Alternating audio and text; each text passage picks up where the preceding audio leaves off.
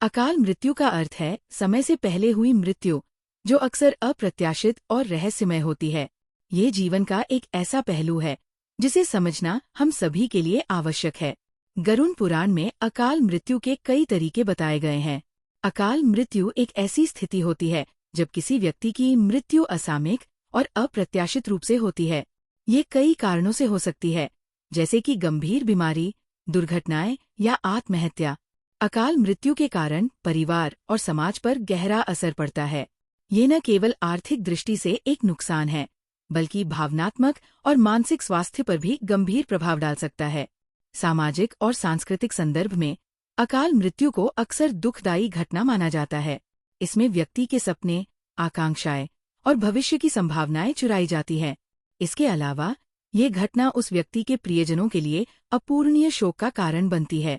कई बार ऐसे मामलों में ये देखा गया है कि अकाल मृत्यु का कारण मानसिक स्वास्थ्य समस्याएं हो सकती हैं, जैसे कि अवसाद और चिंता।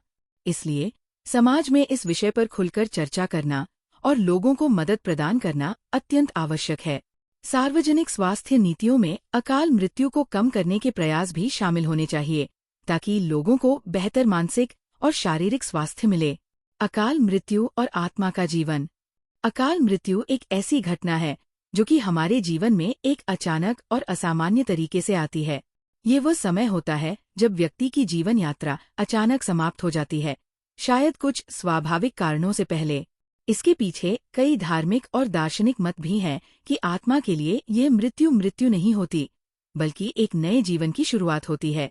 जब शरीर का अंत होता है तो आत्मा को स्वतंत्रता मिलती है। आत्मा की यात्रा और इसके विभिन्न आयामों को समझना कभी कभी हमारे लिए चुनौतीपूर्ण हो जाता है।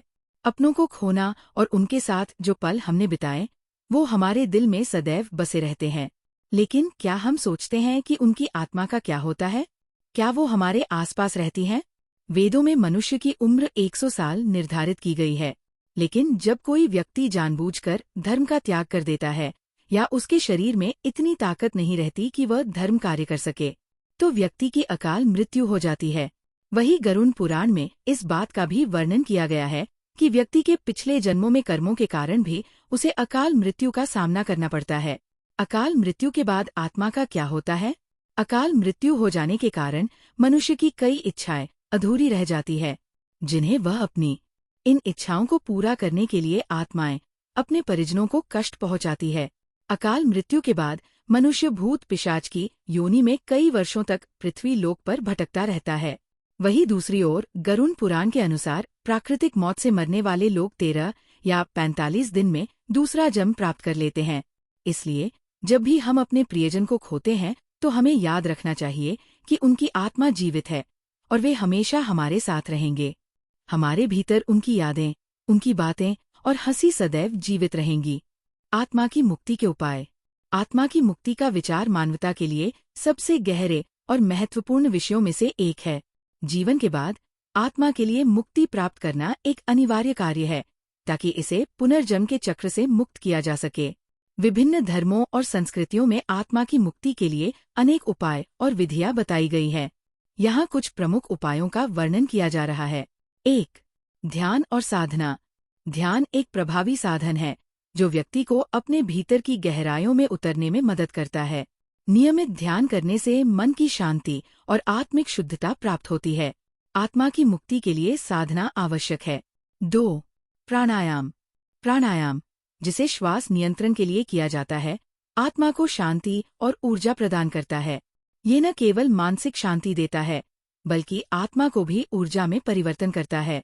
3. सद्गुरु की शरण लेना। सद्गुरु की शरण में जाने से व्यक्ति को सही मार्गदर्शन मिलता है। सद्गुरु की कृपा से आत्मा को मुक्ति के मार्ग पर चलना आसान हो जाता है। 4. सेवा करना। सेवा का कार्य एक महान साधना है। जब हम दूसरों की मदद करते हैं, तब हमारी आत्मा शुद्ध होती है और हम मुक्ति की ओर अग्रसर होते हैं। 5. सच्ची भक्ति। ईश्वर की भक्ति करना और उस पर विश्वास रखना आत्मा की मुक्ति के लिए अत्यंत आवश्यक है। भक्ति की शक्ति से आत्मा के संकट समाप्त हो जाते हैं। 6. संवेदनशीलता और करुणा। संवेदनशीलता और करुणा के भाव रखने से व्यक्ति की आत्मा को सकारात्मक ऊर्जा मिलती है। यह आत्मा को शुद्ध करता है और मुक्ति की ओर ले जाता है। 7. ज्ञान की प्राप्ति। ज्ञान प्राप्त करना और उसे लागू करना आत्मा की उन्नति के लिए आवश्यक है।